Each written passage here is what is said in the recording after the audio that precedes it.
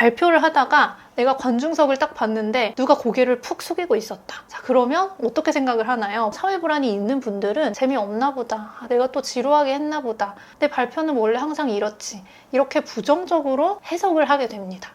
이렇게 사회적 위험을 지각하면 이때부터 서로 연결되어 있는 세 가지 변화가 거의 자동적으로 일어나면서 불안이 강화되게 됩니다. 안녕하세요, 시멜라입니다. 저도 사실 원래 불안도가 높은 사람인데요. 그러다 보니까 어릴 때부터 다른 사람들 앞에 나서는 걸 정말 두려워하고 심지어 무서워하기도 했어요. 특히 발표하는 거 정말 죽기보다 싫어했습니다. 심지어 초등학교 3학년 때에는 통지표에 발표력이 부족함이라고도 써 있었어요.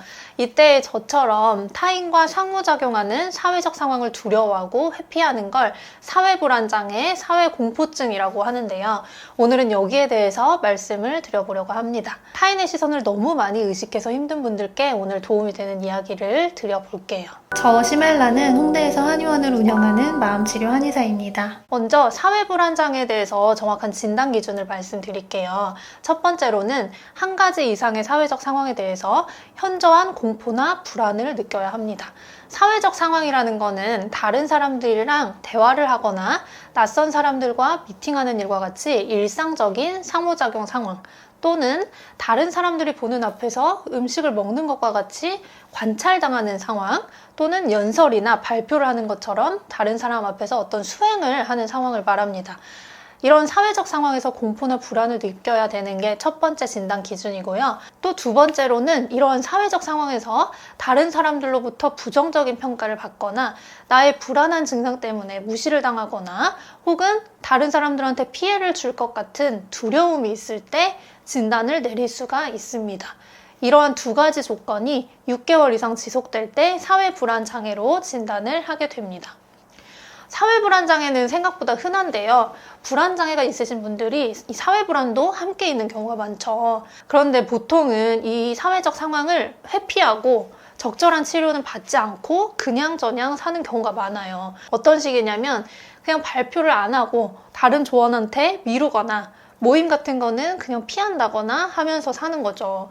저도 대학교 다닐 때는 그냥 나는 자료조사하고 PPT 할게, 발표는 빼줘, 이렇게 하면서 살았던 것 같습니다. 근데 이게 단지 발표를 못하거나 사람들 앞에서 말을 못하는 것에서 그치는 게 아니라 이 안에 어떤 깊은 불안이 자리하고 있는 경우가 많아서 증상이 심한 경우에는 치료가 필요하다고 할 수가 있습니다. 사회불안을 호소하시는 분들은 저처럼 기질적으로 좀 불안하신 경우가 많아요. 그래서 어릴 때부터 수줍음이 많고 엄마 뒤로 숨는 경향이 많습니다. 완전히 이거를 극복해서 원래 외향적인 사람처럼 되는 건 좀 어려울 수 있어요. 하지만 사회적 상황에서 느끼는 불안감을 줄이고 그냥 좀 떨리지만 웬만큼 발표를 하는 정도까지는 충분히 가능합니다. 그렇게 되기 위해서 이 사회불안에 대해서 조금 더 이야기를 해보도록 하겠습니다. 이 사회공포증을 설명하는 대표적인 이론이 클라크와 웰스의 인지이론인데요. 이 표를 보면서 제가 한번 설명을 드려볼게요. 보면서 본인의 상황이랑 대입을 해보시면 좋을 것 같아요. 자, 발표를 한다든지 사람들이 많이 모인 상황, 이런 걸 이제 사회적인 상황이라고 했죠. 이런 사회적 상황에서 내가 이야기를 해야 되는 상황이 닥쳤을 때 역기능적 신념이라는 것이 활성화가 됩니다. 역기능적 신념이 뭐냐? 역기능적 신념은 인지적 오류, 비합리적 신념이라고도 하는데 원래는 사실은 그렇지 않은 걸 사실이라고 내가 철석같이 믿는 걸 말해요. 자, 사회 불안이신 분들이 갖고 있는 역기능적 신념이 크게 세 가지가 있어요. 첫 번째로는 나는 못난 사람이야. 나는 별로 매력이 없어. 이러한 자기에 대한 부정적인 신념입니다. 즉, 사회적 자기에 대한 부정적인 개념을 가지고 있는 거죠. 내가 사실은 그렇게 썩 훌륭하지도 않지만 썩 못나지도 않았는데 나를 다 싫어할 거야. 나는 좀 못났고 난 별로인 사람이야. 이렇게 자기를 객관적으로 보지 못하고 심하게 깎아내리거나 더 부정적으로 보는 경향이 있습니다. 자, 나를 너무 과대평가하는 것도 문제지만 나를 너무 깎아내릴 필요도 없어요. 그냥 나는 나. 그냥 이렇게 생긴 대로 너무 괜찮은 사람이거든요. 나를 있는 그대로 받아주는 거, 그게 나를 사랑하는 것이기도 합니다. 못나면 못난 대로, 잘나면 잘난 대로요. 그래서 첫 번째는 나는 못난 사람이야, 난 매력이 별로 없어 하는 이런 자기에 대한 부정적인 신념이 있고요. 두 번째는 나는 모두에게 인정받아야 되고 사랑받아야 해 하는 신념입니다. 세 번째로는 내가 실수를 하면 사람들은 나를 다 무시하고 싫어할 거야 하는 사회적 평가에 대한 신념입니다. 자, 이 두 가지가 보통 같이 오는 경우가 많아요. 다 모든 사람들은 나를 인정해주고 사랑해줘야 돼. 그렇기 때문에 내가 조금만 실수를 하면 다른 사람들은 나를 싫어할 거야. 난 항상 완벽해야 돼. 이러한 비합리적인 신념이 있는데요. 보통 이런 분들이 인정 욕구가 높죠. 다른 사람의 평가를 되게 중요하게 여기고 타인으로부터 호감과 인정을 받기 위해서 항상 완벽한 모습을 보여주려고 부단히 애쓰게 됩니다. 자, 동시에 부정적인 평가를 받는 걸 거의 재난처럼 여기는 경향이 있어요. 그래서 항상 뭐든 완벽하게 하려고 하고 실수하지 않으려고 합니다. 그리고 사람들이 자기를 다 주시하고 있어서 내가 뭐 실수 하나라도 하면 나를 엄청 이상하게 볼 거야, 날 무시할 거야, 이렇게 생각을 하게 됩니다. 사실 사람들은 취향이 정말 어마무시하게 다양하거든요.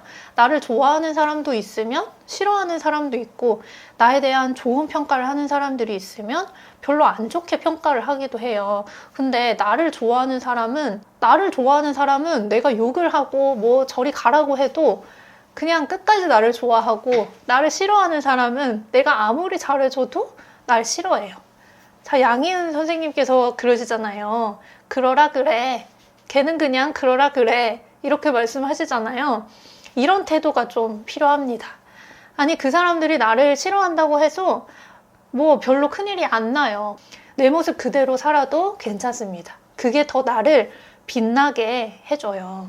자, 그래서 정리를 해보면 이러한 세 가지의 이제 역기능적 신념이 활성화가 되죠. 자, 그러면 이렇게 역기능적 신념이 활성화되면 자, 그 상황을 부정적으로 자동적으로 해석을 해서 사회적 위험을 지각을 하게 됩니다. 발표를 하다가 내가 관중석을 딱 봤는데 누가 고개를 푹 숙이고 있었다. 자, 그러면 어떻게 생각을 하나요? 보통 사람들은 그냥 발표에 집중을 해서 그냥 거기에 별로 신경을 안 쓰는데, 이러한 역기능적 신념이 활성화돼서 사회 불안이 있는 분들은 내 발표가 재미없었나 보다, 재미없나 보다, 내가 또 지루하게 했나 보다, 내 발표는 원래 항상 이렇지, 이렇게 부정적으로 자동적으로 해석을 하게 됩니다. 이렇게 사회적 위험을 지각하면 이때부터 서로 연결되어 있는 세 가지 변화가 거의 자동적으로 일어나면서 불안이 강화되게 됩니다. 자, 어떤 반응이 일어나냐면요. 첫 번째는 신체적, 인지적 변화가 일어나요. 자, 얼굴이 붉어지거나 가슴이 두근거리고 목소리가 떨리거나 주의 집중이 잘 안 되고 정신이 멍해집니다. 이러한 거 다 한 번씩 겪어보셨죠? 발표하려고 했을 때 얼굴이 막 빨개지고 목소리가 나도 모르게 떨리고 막 가슴이 콩닥콩닥 뛰고 이런 것들. 자, 그리고 두 번째로는 안전 행동이 나타나는데요. 이제 너무 이제 떨리고 불안하기 때문에 불안감을 줄이고 다른 사람들한테 나는 그렇게 불안하지 않아, 이런 걸 보여주기 위한 방어적인 행동이 나타납니다. 예를 들면 우리 막 손이 떨리잖아요. 뭔가 대본 들고 있는데 손이 막 떨린단 말이에요. 이거를 잡기 위해서, 이거를 보여주지 않기 위해서 손을 잡는다든지 책상을 잡는다든지 마이크를 더 꽉 쥔다든지 이러한 행동. 그리고 또 말이 빨라집니다. 왜냐면 내가 머릿속이 하얘졌다는 걸 감추기 위해서 그냥 아무 말이나 자꾸 뱉는 거예요. 그러니까 당연히 말이 또 빨라지겠죠. 자, 이러한 안전 행동이 나타나고요. 세 번째는 자기 초점적 주의가 나타납니다. 이게 참 또 발표를 할 때 방해가 되는데요. 이게 뭐냐면 발표를 할 때는 발표할 내용에 주의가 가 있어야 되는데 자신한테 주의가 향하는 거예요. 자기 초점적 주의. 그래서 불안해하고 있는 내 모습을 내가 관찰을 하게 됩니다. 나 지금 발표하는데 또 손 떨고 있네. 나 목소리 떨리네. 겨드랑이에 땀이 나네. 이렇게 초점이 발표할 내용에 가 있어야 되는데 나한테 향하는 거죠. 근데 여기에서 그치지 않고 내가 이러니까 다른 사람들도 나를 부정적으로 보겠지? 라고 생각을 합니다. 사회적 자기의 모습을 부정적으로 세팅을 하는 거죠. 그래서 이 과정에서 현실의 왜곡이 일어납니다.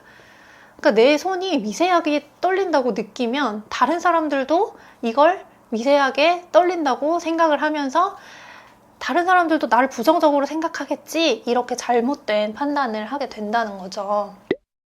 자, 이렇게 제가 오늘 이렇게 사회 불안에 대해서 잘 설명이 되어 있는 이론으로 좀 설명을 해드려 봤어요. 이 사회 불안을 어떻게 좀 치료를 해볼 수가 있을까요? 제가 크게 3가지로 말씀을 드려보겠습니다. 첫 번째로는 인지행동 치료예요. 인지행동 치료가 이 사회불안 치료에 가장 많이 사용되는 기법인데요.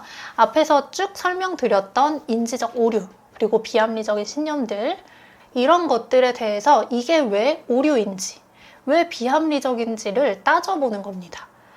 내가 원래 못났어, 나는 별로인 사람이야, 이런 생각을 한다면 나는 따지고 보면 사실 이런 매력도 있고 이런 점에서는 꽤 괜찮은 사람이야. 나한텐 이런 장점도 있고 난 이런 걸 또 잘하는 사람이야 하고 하나하나 조목조목 생각해 봅니다.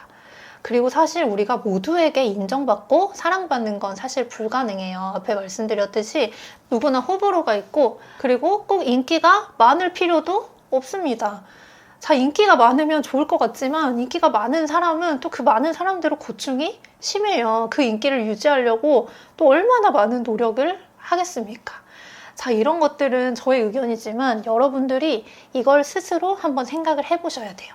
이게 왜 잘못된 신념인지를 내가 생각을 해볼 수 있어야 합니다. 그리고 매일 한 번씩 이 이유를 떠올리거나 한번 적어보세요. 혹은 이런 신념이 떠오를 때마다 논리적으로 한번 반박을 해보셔야 합니다. 꼭 이 세상에 꼭 이렇게 해야 된다는 법은 없어요. 그러한 당위는 다 내가 만들었거나 사회가 만든 잘못된 신념입니다. 도덕적으로 문제가 되거나 누군가한테 피해를 주는 일이 아니라면 이렇게 할 수도 있고 저렇게 할 수도 있는 거예요. 여러분 이거를 꼭 기억을 해보시고 내가 생각하고 있는 꼭 이래야 한다. 나는 꼭 발표를 잘해야 돼. 나는 꼭 똑똑해야 돼. 난 꼭 말을 잘해야 돼. 예를 들어 이러한 신념이 있으시다면 한번 꼭 이게 왜 비합리적인지를 생각을 해보셨으면 좋겠어요. 자, 2번째로는 두려운 사회적 상황에 나를 반복적으로 노출시키는 겁니다. 사람들과의 모임이 두렵고 발표 상황이 사실 어려워요. 왜냐하면 어렸을 때부터 나는 기질적으로 그렇게 타고 태어났기 때문입니다. 하지만 그거를 조금씩 시도를 해보는 거예요. 저는 그냥 환자분들한테 나 오늘 망하고 와야지 이렇게 생각하고 하라고 해요. 그래도 큰일이 안 나거든요. 그래야 조금 더 편하게 하실 수 있어요. 어차피 나는 오늘 발표 망할 거야. 처음부터 어떻게 잘해. 난 발표가 좀 부족한 사람이야. 이런 마음으로 조금씩 해보시는 겁니다. 발표 상황에서 떨리는 이유는 그 상황을 지속적으로 피해왔기 때문에 그렇기도 해요. 회피할수록 불안은 더 커질 수밖에 없습니다. 그냥 돼도 안 돼도 한번 해보셔야 돼요. 자, 3번째로는 긴장 이완 훈련입니다. 자, 발표 전에 호흡이나 명상을 통해서 이완을 합니다. 전에 올려드렸던 이완법을 매일 해보셔도 좋아요. 몸의 긴장이 완화되면 마음의 긴장도 같이 풀릴 수가 있습니다. 자, 오늘 이렇게 사회 불안에 대해서 이야기를 해봤는데요. 사회 불안이 기질적인 요인이 많아서 좋아지는 데 시간이 좀 걸릴 수가 있어요. 그래도 분명히 좋아질 수 있거든요. 위에서 말씀드린 것들 잘 한번 생각해 보시고 실천해 보시고 해보다가 안 되면 전문가를 찾아가서 도움을 받으시는 것도 좋습니다. 오늘 영상이 여기까지고요. 오늘도 봐주셔서 감사드리고 도움이 되었으면 좋겠습니다. 감사합니다.